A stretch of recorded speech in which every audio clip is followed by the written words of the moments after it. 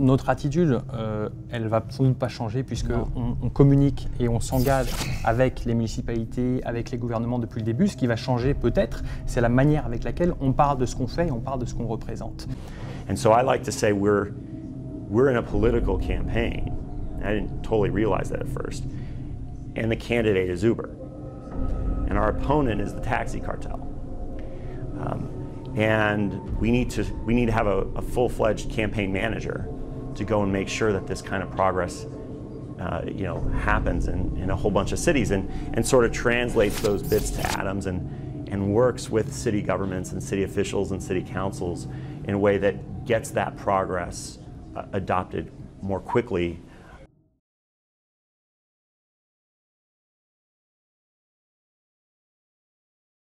Orlando Police, this is Bernie Lights Recorded. How can I help you?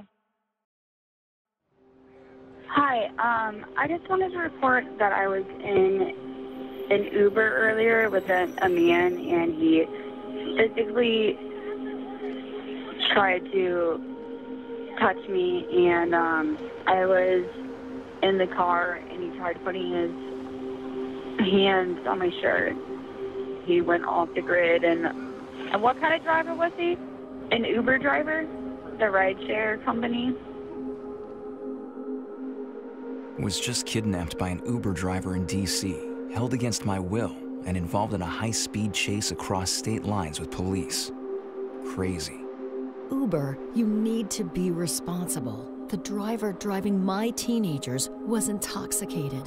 The driver attempted to drive the wrong way down a one-way street and was also clearly stoned. No missing the smell. Just because you need a ride doesn't mean you have to be abused or taken advantage of. People who are riding in these cars should know that they are vulnerable. I can't see people being allowed to offer commercial trips without having a truly police-vetted background check. We support innovation in transportation, but we do feel that in order for innovation to be supported, there needs to be clear rules about who's providing the insurance and when. Ultimately, this is an issue of making sure that passengers are safe. The whole country, the passengers included and the drivers, are being kept in the dark about what really is going on with Uber and how it's really going to affect them. Uber is not a tech company. Uber is a transportation company with a fancy tech app. What they've said is that this is a new industry, therefore they get to be treated special. Well, this is nothing more than a new method of dispatch. This thing looks like a taxi cab, operates like a taxi cab, charges like a taxi cab, in perhaps less elegant terms, looks like a duck, quacks like a duck, is a duck.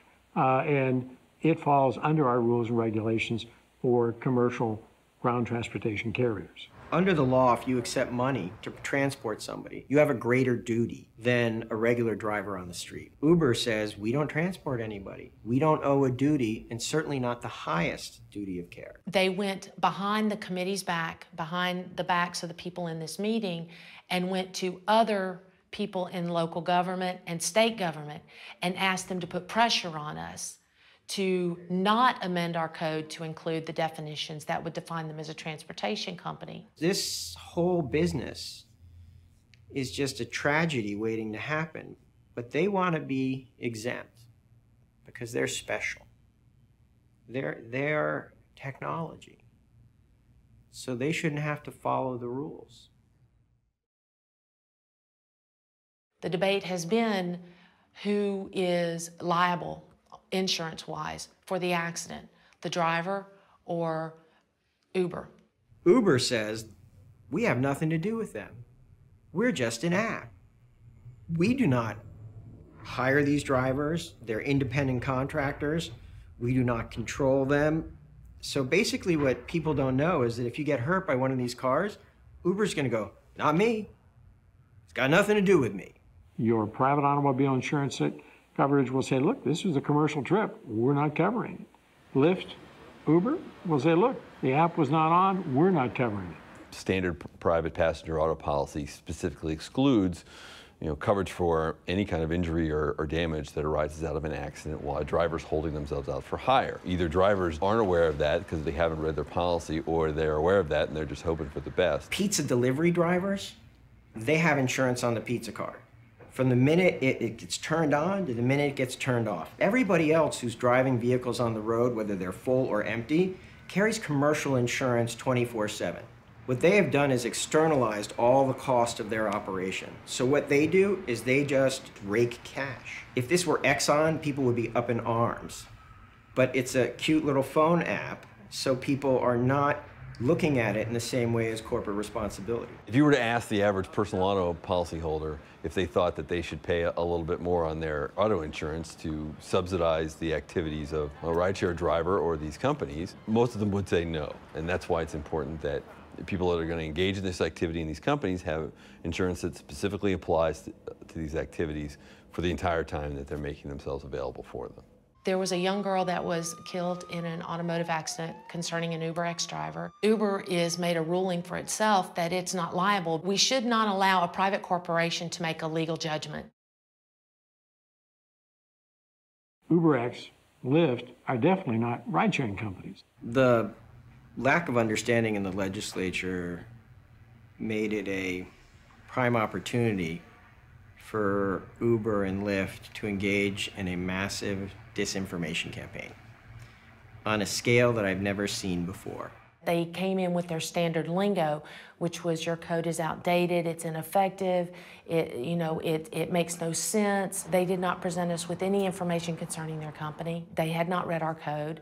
They were not familiar with the laws of the state of Alabama. UberX and Lyft attempt to be called ride-sharing companies, but it's simply smoke and mirrors to help sell their way into communities by saying there's something different than a taxi cab so that they can avoid any of the regulations. Recognizing the extreme risk associated with non-professional drivers driving around on the street looking for rides, Uber set up a shell company.